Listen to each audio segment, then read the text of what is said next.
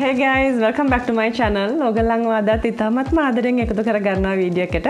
අද අරගෙන ඉන්නේ මම ගොඩාක් විශේෂ වීඩියෝ එකක්. ඉතින් මගේ නිවේදන ක්ෂේත්‍රය ගොඩක් දෙනෙක් දන්නවා මම කලින් ලංකාවේ ඉන්නකොට නිවේදිකාවක් විදිහට වැඩ කළා. ඉතින් මගේ නිවේදන ක්ෂේත්‍රයේ මම මේ කරන විශේෂම ඉන්ටර්විව් එක කියලා කියන්න පුළුවන්. මම ආසම ගොඩාක් මට මේ වැදගත් වෙන වීඩියෝ එකක් ඔයගොල්ලන්ටත් වැදගත් වෙන වීඩියෝ එකක් තමයි මම අද අරගෙන එන්නේ. ඉතින් මම හරි ආසයි මේ ඉන්ටර්විව් එක කරන්න. මුලින්ම මට මේ වීඩියෝ එක මේ කෙනාව සම්බන්ධ කරලා දෙන්නේ ඉන්දික තමයි. ඉතින් ඉන්දිකට thank you කියන්න ඕනේ. අද ඉන්ටර්විව් එකකින් මම ඔයගලන්ට අරගෙන ඉන්නේ ලෝක වාර්තාවක්. SMS කෙනෙක් එක නෙමෙයි ලෝක වාර්තාවක් තියන්න යන පුද්ගලයෙක් තමයි අද ඉන්ටර්විව් කරන්න මම ලෑස්ති වෙලා ඉන්නේ. ඉතින් ඔහු නමින් Thor ඩෙන්මාර්ක් වල තමයි මොහු ඉන්නේ. ඉතින් මොහුගේ විශේෂත්වය තමයි මොහු තියන්න යන ලෝක වාර්තාව තමයි ගුවනින් නැතුව. ඒ කියන්නේ එකම ෆ්ලයිට් එකක්වත් යූස් කරන්නේ නැතුව ලෝකයේ හැම රටකටම එකම ජර්නි එකකින් එකම ජර්නි එකක් කියන්නේ ගෙදර යන්න නැතුව අපිට ගෙදර ගිහලාත් ආයෙ යන්න පුළුවන්. ගෙදර යන්නේ නැතුව එකම ජර්නි එකකින් එයාගේ මේ ලෝක වාර්තාව තියෙන එක තමයි ඔහුගේ පරමාර්ථය. ඉතින් තව ඉතුරුලා තියෙන එක සම්පූර්ණ කරන්න රටවල් 3යි. ඒකින් එකක් තමයි ශ්‍රී ලංකාව. ඉතින් මම හිතුවා අපිත් එක්ක ඔයගොල්ලොත් එක්ක කතා කරන්න ඔයගොල්ලන්ට මේ විස්තර කියන්න. ඔහු සම්බන්ධව ඔහුගේ ජර්නි එක සම්බන්ධව කොහොමද මේක පටන් ගන්නේ? මේක දැන් මේ අවුරුදු 9ක් පුරාවට තමයි ඔහු කරගෙන ඉන්නේ. ඉතින් තව චුට්ට කාලයයි තියෙන්නේ. තව චුට්ටයි තියෙන්නේ ඔහුට මේ රටවල් 3 සම්පූර්ණ කරලා සම්පූර්ණ රටවල් 203ක්. එසේ මෙසේ පහසු දෙයක් නෙමෙයි, ලේසි දෙයක් නෙමෙයි. ගොඩාක් අමාරු ජර්නි එකක් මේක. ඉතින් අපි ඒ ගැන කතා කරන්න තමයි අද වීඩියෝ එකෙන් ලෑස් වෙලා ඉන්නේ. ඉතින් ඕගොල්ලන්ටත් වැදගත් වෙයි කියලා හිතුවා. මොකද තව ටික කාලෙකින් ලංකාවටත් එනවා. ඕගොල්ලන්ටත් පුළුවන් ඔහු ගැන විස්තර දැනගන්න අද මගේ වීඩියෝ එකත් එක්ක එකතු වෙලා හිටියොත්. එහෙනම් දිගටම එකතු වෙලා ඉන්න මොහුගේ මේ ජර්නි එකේ විස්තර දැනගන්න. That there is Suva. Oh, either my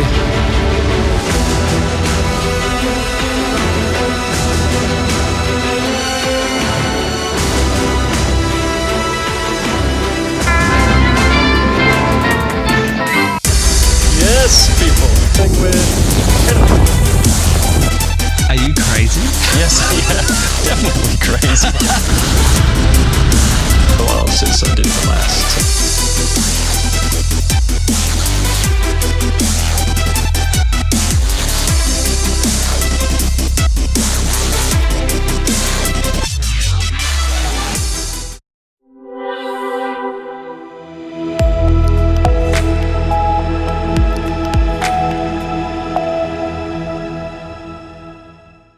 Hi, I'm Thor from Once Upon a Saga.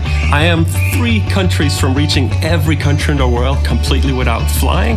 I have not been home for 9 years and I've so far been to 200 countries.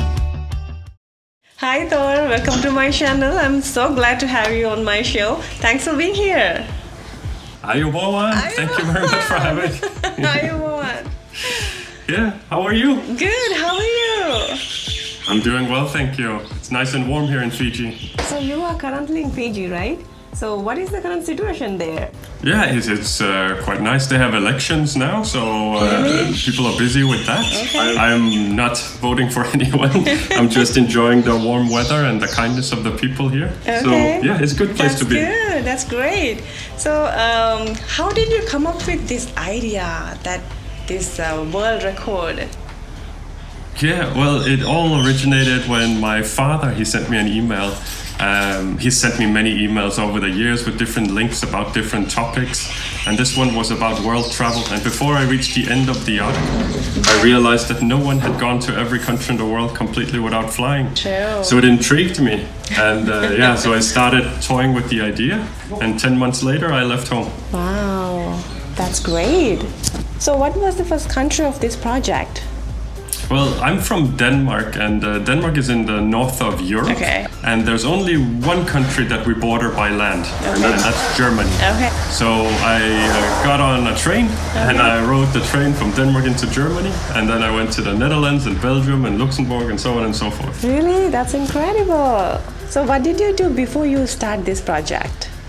My profession was within shipping and logistics. Okay. So I was 12 years within shipping and logistics before this, and before finding my way to shipping and logistics, I was a soldier.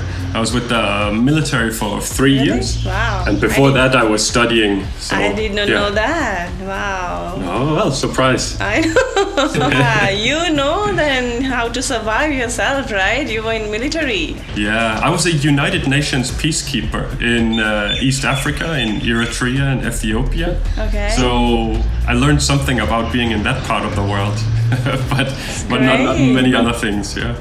So what was your first overseas trip? That would have been Canada. Oh. So I was going across the North Atlantic in the winter time. So this is west from Europe across to North America. And I was on 7 different ships and boats, container ships and shrimp trawlers and anything that floats basically. That is so cool. So how was that experience like? It was very adventurous. But it was also scary and sometimes it was uncomfortable. This was in the North Atlantic in the winter time. It's a very rough sea. Wow. And this is also where the Titanic sank a long time ago. And so we were in a storm for 4 days with on board a container ship. And on some of the shrimp trawlers, we got stuck in the ice and had to reverse out and try again. And it was a special experience, and this was early on. But then finally I made the leg from Iceland to Canada, and then I was in North America. Oh wow, that is amazing. So have you ever thought of quitting? Oh yes, every day, every day. Yeah, every day. Wow, I don't know how you managed to do this for more than 9 years. It's a long time. You are very strong. Well, the idea wasn't to do it for 9 years. The idea was to do it for 4 years or less. I thought maybe if I went a little fast, I could maybe even do it in 3.5 years. And that's not too crazy to spend 3.5 or 4 years. That's true, right? To travel every country in the world. So how many countries are there? 200 something, right? Yeah, more or less 200. So United Nations has 193, and the Olympics is typically 206. So around 200. Yeah. Yeah. So you may definitely have millions of unforgettable memories. Can you please share one story with us? Oh, I have many unforgettable memories. A lot of them are tied. Millions of them, right? A lot of them are tied directly to people, the connections with people I've met, and I have really, really good memories with a lot of nice people around the world. I've been some places, I've seen some interesting things. One example, when I was in Florida, I was invited to see a rocket get sent into space. And this was after sunset. So, is it NASA? Yeah, NASA, yeah, exactly, at Cape Canaveral. So we were standing there and it was pitch black, it was night, and there were lights on the rocket far away from where we were standing. And there were many cars, many people watching that they were preparing the rocket, and soon the rocket would take off. And then on the radio, you hear, okay, it's now, and then people start counting, 10, really? 9, 8, and then suddenly you can see that this thing starts going up, and there's such a light bulb of fire underneath that everything turned into day. So all the grass was green and the water was blue, and it was night. 2 minutes before this, it was night, and then suddenly this goes up. It's like the sun is rising from the earth and goes up. And then after a little while, everything starts shaking. So it takes some time, and the sound hits you, and then it went up and away. And then suddenly I realized that this is the first and only time in my life I have seen something leave the planet. So every time you see a bird take off, it lands again. If you have a New Year's rocket or you fire a gun, or everything comes back on the planet, airplanes, everything. But this left the planet and went somewhere else. So that was quite special. Really? That's incredible. So in which country you stayed the longest? That's a really good question, because it used to be Lebanon. I was in Lebanon for 102 days. I was trying to get my visa for Syria and go inside Syria, and it was a very difficult visa to get, and it was also difficult to get permission, because Syria is a country which has been in armed conflict for many years now. So I thought 102 days would be my record. But then COVID broke out, and I had arrived to Hong Kong. Okay. So I was stuck in Hong Kong for 2 years. And Hong Kong is not a country. Hong Kong is a territory of China. So I don't know how to answer to say the longest stay was in China, but it was in reality in Hong Kong, which is a special administrative region. Yeah. Okay. So can you please tell us, how do you manage money? It's a bit of a puzzle. So when I left home, I had support from 2 companies. I have them here on my shoulder. Okay. There's one is Ross DK and the other is Geop, and that's my country and my flag, right? So these 2 companies, they were supporting the budget, which is $20 per day. The $20 is an average budget, so it covers transportation, accommodation, my meals, and my visas.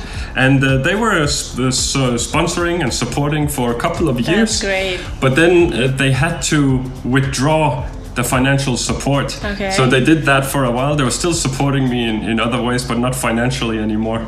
So I had to find some other way to keep the project going. So I spent everything I had on my bank account.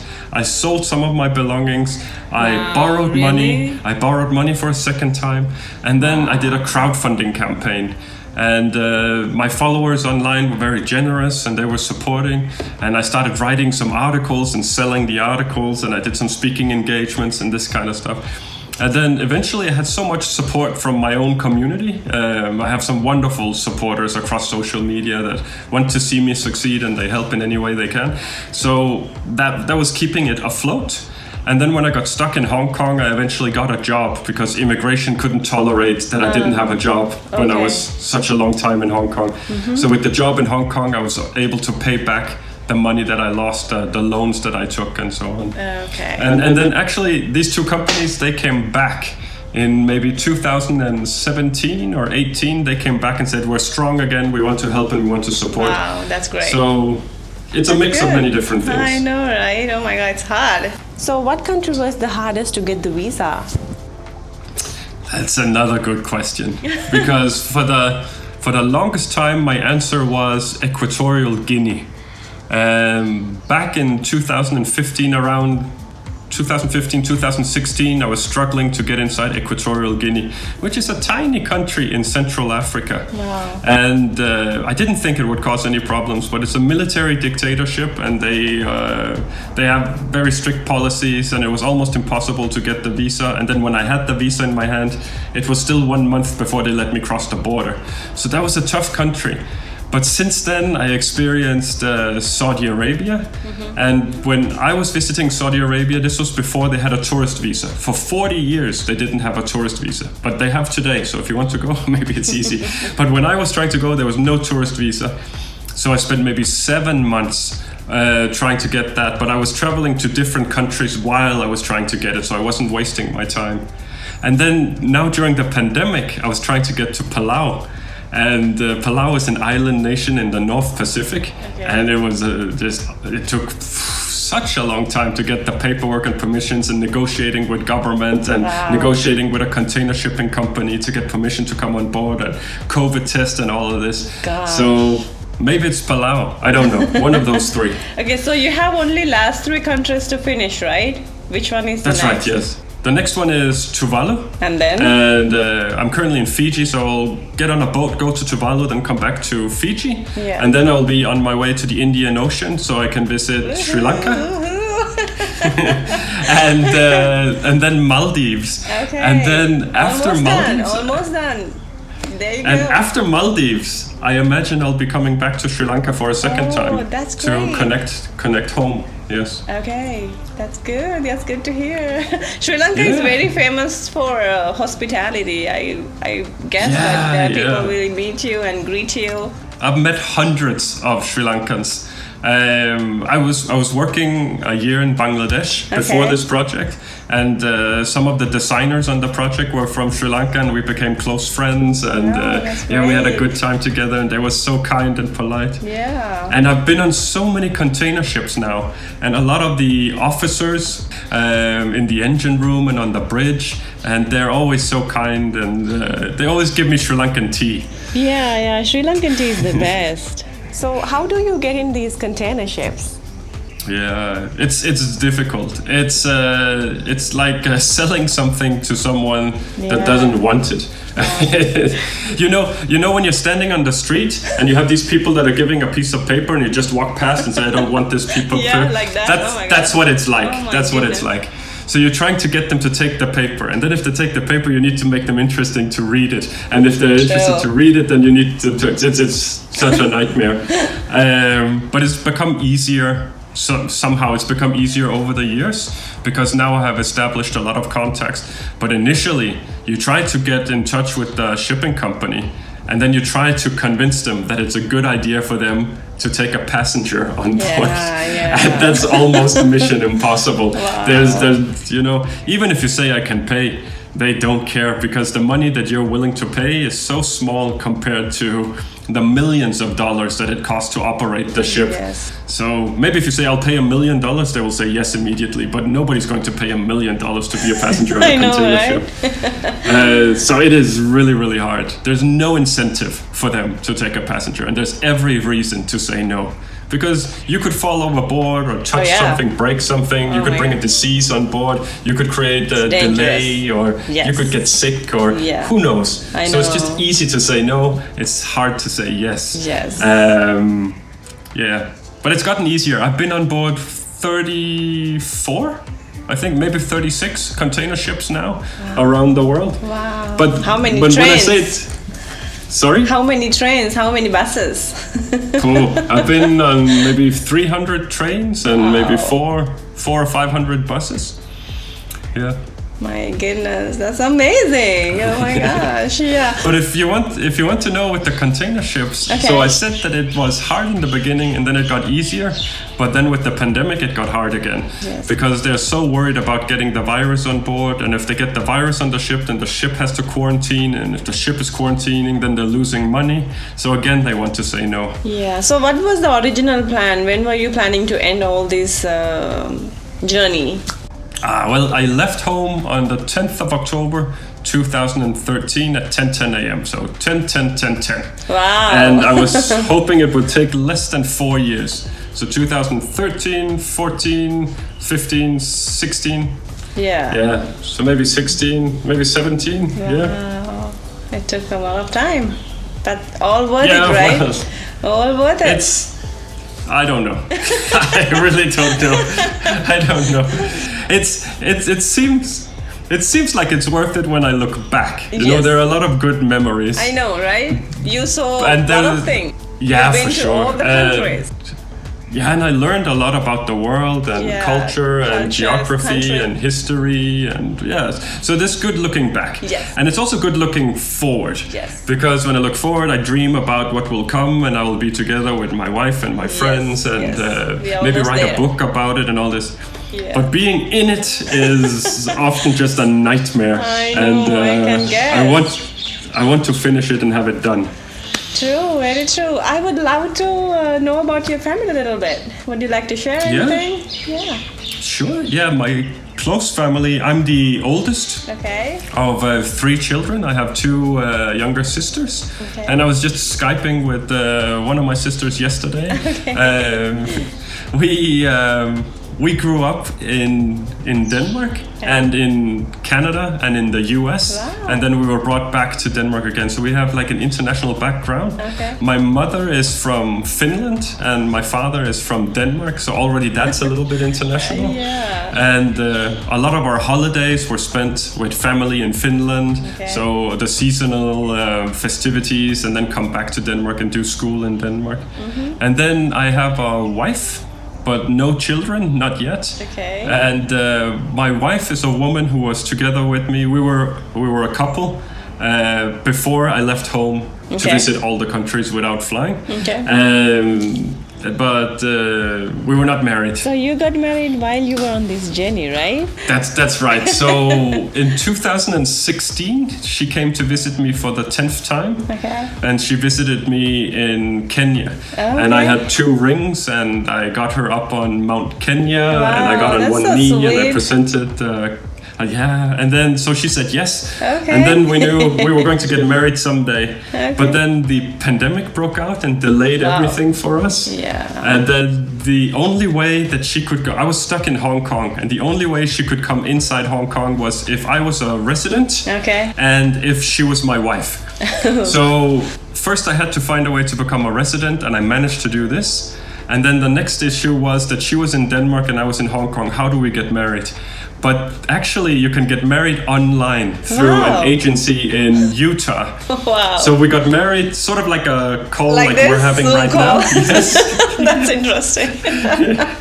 And after that, we got the official paperwork, and I was able to process this in Hong Kong. And then she could fly in, quarantine for 3 weeks, and then after that, we were together. But in Denmark, they don't accept a marriage where you're married online. So we decided we have to get married one more time, and we got married. We got married just 5 weeks ago in Vanuatu. Congratulations! Nice. Yes, thank you very much. Thank you. So when are you planning to go to Sri Lanka? I forgot to ask that. Oh yeah, well, I'm hoping to get to Sri Lanka as fast as possible, as soon as possible. But I don't think it can be before maybe March, if everything just works out and the ships and all the paperwork. You'll say March, April. Maybe April. Yeah, March, April is realistic. Okay. And then the next country after that will be Maldives, and then hopefully come back to Sri Lanka for a second round. Oh, that's awesome. So how are you going to go back to Denmark from Sri Lanka? Well, there are two solutions to that. One is that I go straight to the airport and I fly home and I say it's done. And I spent enough time doing this. And the other is, so actually I don't need to come back to Sri Lanka. If I decide to fly home, I can fly home from Maldives. Okay. But if I want to go home without flying, then I have to come back to Sri Lanka because there's nowhere else I can go from Maldives. And then Sri Lanka is a powerful country in the region with a big port and a lot of international connections. Yes. So I hope I can find a ship that can take me through the Suez Canal into the Mediterranean Sea. And then as soon as I get to a European country, I can get in a bus or a car and go home. Really? That's incredible. So do you have any message for world, for Sri Lanka? Well, I'll share my project motto. So this project is called Once Upon a Saga, and the motto of the project is, a stranger is a friend you've never met before. And this is something I can prove 1,000 times over with stories from all around the world, with people who didn't know who I was, who showed me kindness and hospitality. And I know that Sri Lanka is famous for kindness and hospitality, so I'm sure it will also be true there. Oh yeah, of course. You will be treated very well in there. So I wanted to wish you good luck, and also you can finish your journey as soon as possible without any issues, so you can go back to your family and set this world record as well. Thank you. Thank you very much. ඉතින් මේ විදිහට ඔන්න අද interview එක මට කරන්න පුළුවන් වුණා. ඉතින් මට ලොකු භාග්යක් මගේ channel එකෙන් මේ වගේ පුද්ගලයෙක්ගේ ඉන්ටර්විව් එකක් කරන්න ලැබුණ එක ගැන. මොහු ලෝකෙම දැන් මොහු ගැන බලාගෙන ඉන්නේ ගොඩාක් රටවල් වලින්. මොහු ගියපු ගොඩාක් ඉන්ටර්විව්ස් කරලා තියෙනවා. ඉතින් මට මේ අවස්ථාව මගේ channel එකෙන් ඔයගලන්ට මේ වීඩියෝ එක ඉන්ටර්විව් එක කරලා අරන් එන්න පුළුවන් වුණ එක ගැන මට ගොඩාක් සතුටුයි. මම මේක භාග්යක් කර සලකනවා. ඉතින් ඔයගලන්ට පුළුවන් යාගේ channel එකට යන්න, Thorගේ channel එකට යන්න. Once Upon a Saga මම ඔක්කොම description එකේ links දාන්නම්. ගිහිල්ලා යාට support කරන්න, යාගේ journey එක බලන්න, ගිහිල්ලා දැනගන්න ලෝකයේ පුද්ගලයෝ මොනවද කරන්නේ. ලංකාවට ආවම කොහෙදී හරි ඔයගොල්ලෝ දැක්කොත් මම කලින් කිව්වා වගේ ඉන්ටර්විව් එක අතරදී අපේ ලංකාව කියන්නේ ආගන්තුක සත්කාරවලට ප්‍රසිද්ධයි නේද? ලෝකෙම ප්‍රසිද්ධයි අපි ආගන්තුක සත්කාරවලට. අපි කවදාවත් කවුරුහරි ගෙදරට ආවොත් තේකක් නොබී තේකක් අපි පිළිගන්නන්නේ නැතුව යවන්නේ නැහැ නේ. ඉතින් ඒ වගේ දැක්කොත් කොහෙදී හරි කතා කරන්න පුළුවන් උදව්වක් උපකාරයක් තියෙනවා නම් ඔහුට කරන්න. ඉතින් යාට ගොඩක් යාළුවෝ ඉන්නවා කිව්වා අපිත් ඉතින් යාට උදව් කරන්න ඇහුවා. ඉතින් යා ගොඩක් කල් ලංකාවේ ඉන්න ප්ලෑන් එකක් නැති වුණත් ඔයගලන්ට කොහෙදී හරි හම්බුනොත් ඉතින් හෙලෝ කියන්න අමතක කරන්න එපා. කියන්න අමතක කරන්නත් එපා. ලයිෆ් විත් ඔවි YouTube channel එකෙන් තමයි ඒවව දැක්කේ කියලාත් කියන්න අමතක කරන්න එපා. ඉතින් ඔයගලන්ට හම්බුනොත් ඉතින් මටත් කියන්න ෆොටෝස් ගන්න මට එවන්න පුළුවන් නම් channel වල share කරන්න. එයාගේ Facebook account pages තියෙනවා. එයාගේ YouTube එකක් තියෙනවා. ගිහලා follow කරන්න, එයාට support කරන්න කියලා ඉතාමත්ම ආදරෙන් ඔයගලන්ගෙන් ඉල්ලනවා. ඉතින් මේක ලොකු දෙයක්. ලෝකේ එකම එක්කෙනා මේ වගේ වැඩක් කරන. ඉතින් එයාට අපි සපෝට් කරමු. අපි ඔක්කොමලා සපෝට් කරමු. තව චුට්ට කාලයක් තියෙන අවුරුදු 9ක් කියන්නේ තමන්ගේ පවුලේ අයත් එක්ක ඉන්න වෙන්නේ නැහැ. විශේෂ අවස්ථාවන් ගොඩාක් පහු වෙන්නේ නැති. ඉතින් එයා තනියෙන් මේ ජර්නි එක කරනවා කියන එක අපිට හිතන්නවත් පුළුවන් කාර්යයක්ද බෑ නේද? ඉතින් ඒ වගේ දෙයක් කරන කෙනෙකුට අපි හදවතින්ම අපි විශ් කරමු. අපි සපෝට් කරමු පුළුවන් උපකාරයෙන් අපි ඔක්කොමලා. ඉතින් ලංකාවේ අපි මට ඕනේ ඔයගොල්ලෝ අනිවාර්යෙන් ලංකාවට හමු. මොකද මට මේ වීඩියෝ එක කරන්න අවස්ථාව ලැබුණේ එකේ මට ඕනේ ලංකාවේ අය මේ වගේ කියලා පෙන්වන්න. ලංකාව මේ වගේ කියලා පෙන්වන්න. අද තියෙන තත්ත්වය හරිම දුක්ඛිතයි. නමුත් මට ඕනේ අපේ ලංකාව මිනිස්සු මෙහෙමයි. හරිම ආදරණීයයි. හරිම අපි ගොඩක් අයට සලකනවා කියන එක දැන් අපි අහලා තිබුණාට මේ වගේ එන අයට අපිට අපේ සංචාරකයින්ට මේ වගේ ලෝක ප්‍රසිද්ධ පුද්ගලයින්ට පෙන්වන්න මම හරි ආසයි. ඉතින් ඒ නිසා තමයි මට හිතුනේ මේ වගේ වීඩියෝ එකක් ඔයගලන්ට අරගෙන එන්න ඕනේ කියලා. ඉතින් අද වීඩියෝ එක ටිකක් නෙවෙයි සම්පූර්ණ වෙනස් නේද? මම මගේ channel එකේ කරපු පළවෙනි ඉන්ටර්විව් එක මේ වගේ පුද්ගලයෙක් එක කරන්න ලැබුණ එක ගැන මට ගොඩක් සතුටුයි. මම glad. ඉතින් ඒක මට ඉන්දික තමයි සපෝට් කළේ එයාව contact කරගන්න. ඉතින් ඉන්දික මේ ජර්නි එක මුලින් ඉඳන්ම එයාගේ හරිම curious ගොඩාක් එයාව follow කළා. එයා මොකද කරන්නේ දැන් කොහෙද ඉන්නේ මොකක්ද එයාගේ තත්ත්වය හැම දෙයක්ම ෆලෝ කරලා ඉතින් එයාත් එක්ක chat කරලා කොහොම හරි මට මේ අවස්ථාව ලබා දුන්න මගේ channel එකෙන් අරගෙන එන්න. ඉතින් මේ විදිහට අද ඔයගලන්ට අරගෙන ආවා. කලින් කිව්වා වගේ එයාගේ ඔක්කොම description එකේ මම දාන්නම් ගිහලා ෆලෝ කරන්න. එහෙනම් අදට අපි මේ වීඩියෝ එක මෙතනින් නවත්තනවා. ඔයගලන්ට thank you so much අදත් මගේ වීඩියෝ එකත් එක්ක එකතුලා හිටියට.